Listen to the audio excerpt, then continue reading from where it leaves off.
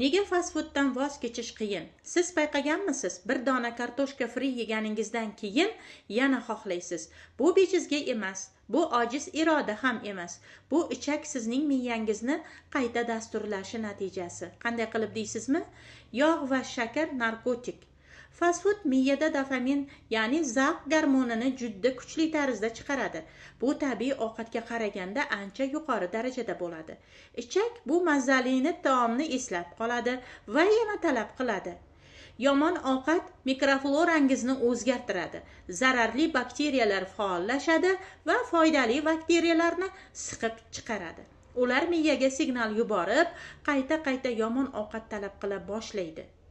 Burger yeganingizdan keyin bir kuzatib qo'ying, 1 soat o'tib yana ochlik hissi paydo bo'ladi. Sababi organizm zarur moddalarni olmagan, ichak qayta yoqilg'i talab qilyapti.